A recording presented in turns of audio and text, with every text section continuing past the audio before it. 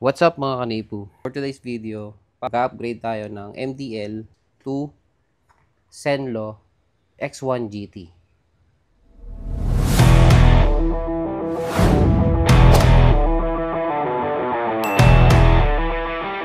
So last year, ito yung kinabit ko na auxiliary light at saka MDL dito sa aking ADB. So ang gamit ko na auxiliary light, Future Eyes F150. Ito yung may wireless na switch. Tapos nakakabit siya sa RM na bracket. Tapos yung aking MDL, ito yung bigay ni padala ni Sir Finas na 20 watts per bulb. Pag low, lagi itong bukas sa gabi.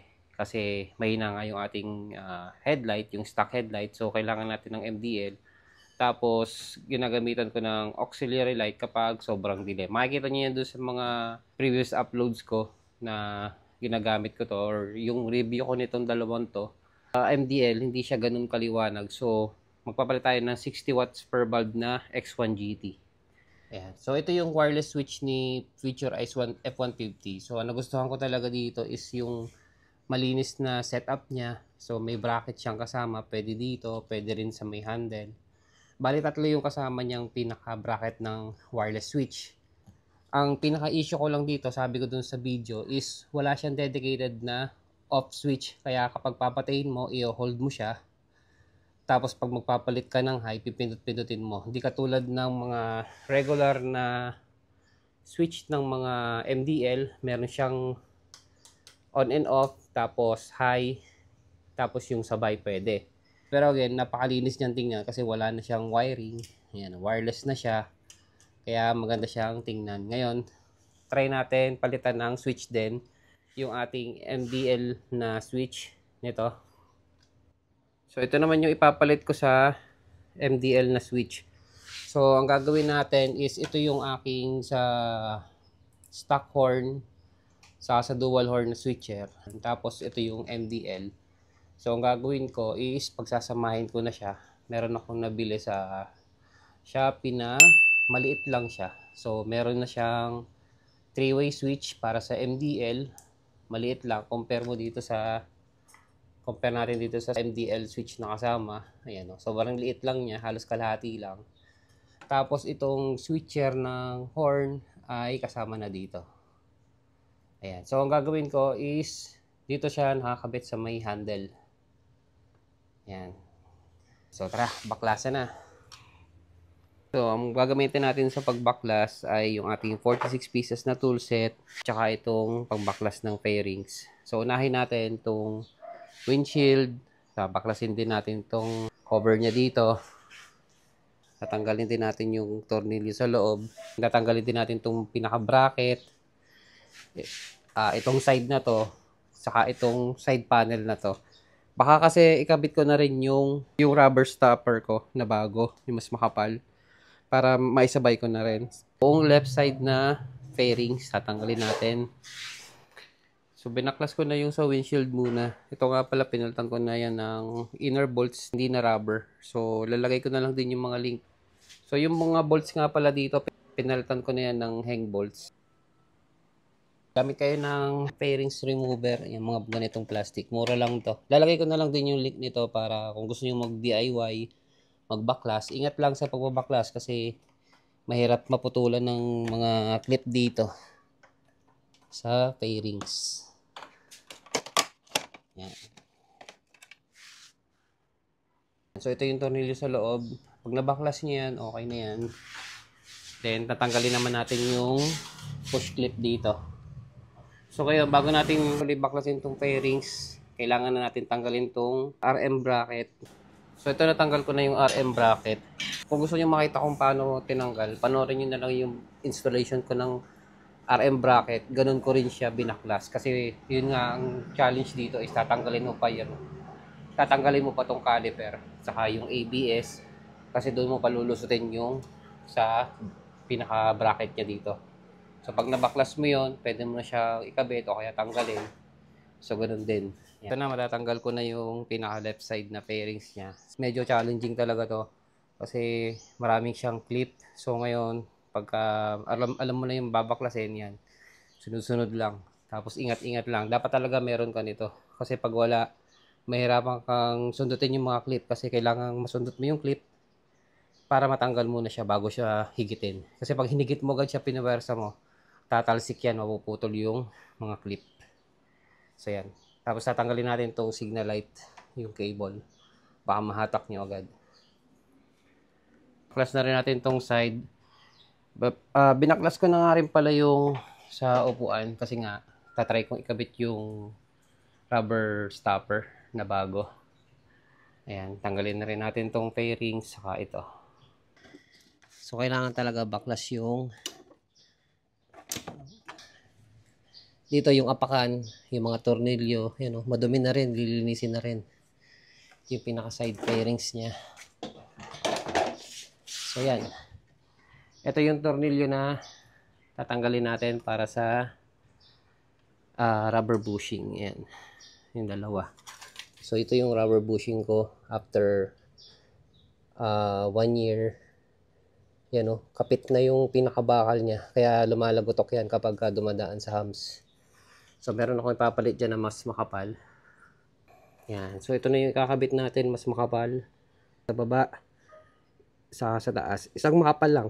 So yung stock sa isa baba dito, then dito sa taas ay itong makapal. Kailangan mo lang ng katulong kasi aangat mamaya.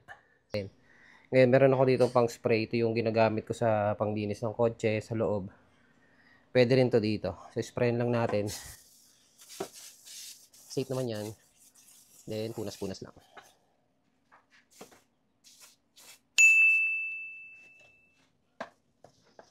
Pwede mo rin brushin kung gusto mo. Yung mga detailing brush. Ayun, nabaklas ko na. Yan, ito yung tornilyo. Medyo malaki. Ayan. Tapos, ito yung stock sa ilalim. Check natin. Pareho lang siya no, sa stock. Pero papalitan ko na rin since natanggal na para bago na. Yan. So, kailangan mong i-side stand para matanggal mo tong isa. Tapos, tinanggal ko rin yung tornilyo ng isang shock para magka-access ka dito. Hindi kasi aangat to pag hindi naka-side stand. Kasi dapat bumaba to. Ang mahirap lang dito pagbalik. Kasi tatama mo to. Kailangan ko ng katulong pag-angat. Yan. Tanggalin natin to. Nabaklas ko na yung yung stopper dito sa taas. Ayan o. Natanggal ko na. So ito yung papalit natin. Mas makapal. Para may play siya. Tsaka hindi na siya kumaldag dun sa bakal. Kabit muna natin. Tapos hanap na lang ako ng katulong. Siguro si OBR na lang. Pabubuhatin. Pahawakan ko. Kabit na natin.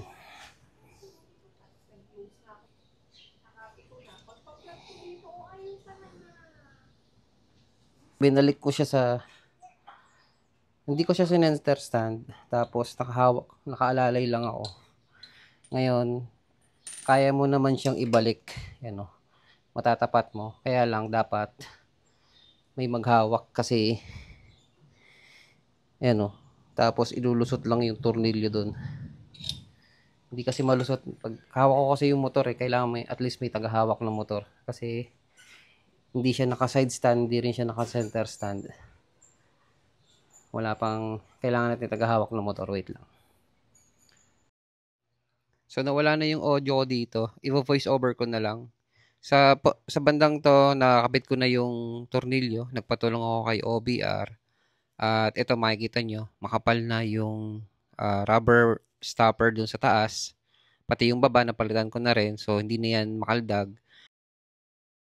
Okay, so ito yung wiring ng Firefly V2 na MDL ko. So ang gagawin natin is tatanggalin lang natin yung pinaka connection niya from balas. Then kakabit natin yung wirings ng Zenlo. So same dito sa Firefly V2, 4 wires din to. So yung 4 wires na yan yung high, low at saka yung sabay. So ang ginawa ko dito, since ang switch natin, ang 3 ways, ang switch na kasama nito is high lang at saka yung sabay, hindi mo mape-press ng bukod yung high. So low lang siya at saka yung sabay na ilaw. yung high and low. So gagawin natin, since meron tayo ditong bagong switch na nabili ko sa Shopee, lagay ko na lang din yung link dito sa description. Gagawin ko na lang is yung dating connection is high and low dun sa maliit na switch, then dun sa bukod na switch ay yung sabay. So ang kagandahan kasi nito is kahit naka low siya, pwede ko pa rin siyang i-passing. Hindi katulad nung sa stock na pagka naka low na siya, hindi ka na makapag-passing. So dito pwede ka pa rin mag-passing, tapos pagpatay pwede ka pa rin mag-passing. Yun yung setup dun sa wiring na nabili ko. Ang wiring na ginamit ko dito pala ay yung galing kay Quago. So ito makikita nyo, tinanggal natin yung wirings na nakakabit sa balas ng Firefly B2, at yan lang yung ikakabit natin sa mga balas ng Zenlo. So ganun lang, parang ililipat ko lang, and then gagawan ko ng sariling wire itong high. So ang mangyayari, yung horn switch ay dun pa rin, hindi natin gagalawin yung horn switch, yung sa dual horn, no? So ito pa rin yung dual horn na gagamitin natin, kasi ito ay gagawin kong high and low para dun sa Zenlo natin, kasi dun sa una wala tayong switch na para dun, na dedicated dun. Ayan, so dito na lang siya. Kung makapansin nyo ito, ayan o, mas okay na siyang pindutin ngayon kaysa dun sa standard na MDL switch na nakakabit dito sa side mirror. Ngayon yung side mirror ko, kaya tinanggal ko dati yung bolt nito kasi hindi ganun kahaba yung hang bolts na side mirror bolt. So ngayon wala nang nakalagay na iba, side mirror na lang, kaya saktong sakto na yan. And then itong switch naman, saktong sakto rin dito sa thumb kapag nagda-drive ka. Tapos ito pa rin yung sa stock horn sa dual horn switcher. Setup ko ngayon para malinis tingnan, wala mo nang ibang nakakabit na ibang pares. So isang pares lang yan ng Zenlo X1 GT lang yung nakalagay. Okay, so ito na yung finished product ng nagawa ko. So wala na yung RM bracket, wala na rin yung Future Eyes F150, pero yung wiring ng auxiliary light ko nandiyan pa rin sa loob. So in case gusto ko siya ikabit, maglalagay na lang ako ng half crash card, and then doon ko na lang ilalagay para yan, dutukutin ko na lang siya dito. So nakakabit pa rin yung wiring niya, hindi ko na lang siya tinanggal dun sa battery. Then tinaypan ko na lang yung dulo para in case gagamitin ko, pwede ko siyang ilagay pagka may half crash guard na ako. Then ito na, tinanggal ko na yung RM bracket, and then in-adjust ko na yung kanyang stainless na U-bracket pang MDL. So dito na siya nakalagay sa may gilid, sa tabi. Ayan, ganyan ang itsura niya ngayon. At ito, papakita ko sa inyo kung gaano siya kaliwanag. Inaantay ko lang maggabi. Then ito nga pala yung switch naman, pakita ko sa inyo. Okay, so ito naman yung switch niya ngayon. So wala na yung switch dito na nakalagay sa may side mirror. Ito na siya ngayon. So mas maliit siya, mas compact, and mas madali na siyang i-access ngayon. So ito na yung 3-way switch. Then hindi ko na, dapat kasi ito yung sinabi ko na gagawin kong horn switcher. Dapat ito yun, pero dahil nilagyan ko nga ng switch para sa sabay na ilaw. Kasi itong 3-way switch ay para sa low, then off, and then high. Then wala siya yung sabay. So ito na lang yung ginawa kong switch para sa sabay. Then ito pa rin yung horn switcher. Yeah, tetestingin natin yan mamaya. Then tinanggal ko na yung switch ng Future Eyes F150. Ayan, so tetestingin natin. Okay, so ganito natin tetestingin. Ito yung low. Bali maliwanag pa dito sa kalsada eh. Pero pakita ko sa inyo yung low nung Zenlo X1 GT. Wait lang, pagkalampas ng motor. Wait lang. Ayan, so ito yung low ng X1 GT. Yan. So tamang-tama siya lalo kapag basa ang kalsada. Yellow yung ginawa kong low. Tapos ito naman yung high. Yan. Ayan yung high, low. Tapos ito yung sabay. Ayan yung sabay. Diba?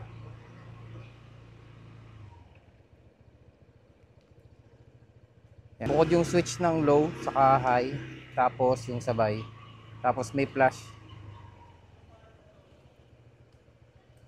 So again, ito yung stock na headlight, tapos ito yung low, then high, then sabay. Yan, tapos flash. So ito yung ginagamit ko na, ito yung pinalit ko na switch. So mas maliit siya, tapos sakto lang siya dito sa handle grip. Yan, no. Pagka ito yung 3-way sa baba. So low, then high. Tapos ito yung switch ng sabay. Yan. So ito pa rin yung sa stock horn ko. Yan. So nakabukod pa rin. Hindi ko na nilagay dito kasi ito ginawa kong pang sabay. So high and low tapos sabay. Ayan. So yan nga pala, 70 watts per bulb nga pala itong ilaw na to na Senlo X1 GT, kaya napakaliwanag. At kung gusto nyo rin ng ganito, maraming klase ng variation to. Meron kasing may mga kasama ng wirings, merong may kasama ng switch, pero ang binili ko lang kasi yung standard, yung walang kasamang switch, kasi nga mayroon akong bukod na switch na binili.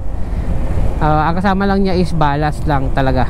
So yung standard box, kung ano lang yung kasama sa box, yun lang yung binili ko.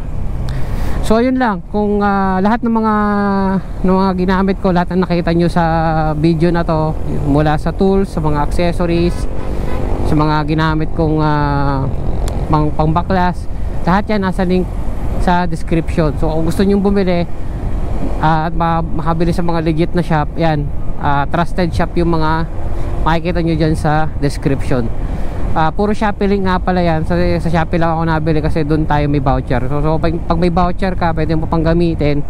At minsan ginagamitan ko pa siya ng SPay later kasi pag minsan 0 interest pa. So ayun, thank you sa lahat ng mga nagsusubaybay sa ating vlog. And meron ako susunod na vlog, yung nagpalit ako ng front tire na Corsa. So yung napanood nyo sa huli is yung rear tire na Corsa Cross na Platinum. Pinalitan ko yung likod. Ngayon naman nagpalit na rin ako ng harap. So i-share ko yung experience ko dun sa Corsa Cross Platinum. At ayun, abangan nyo yun sa susunod na vlog. Thank you sa mga nag-follow, sa mga nag-subscribe, and ride safe sa lahat. Peace out.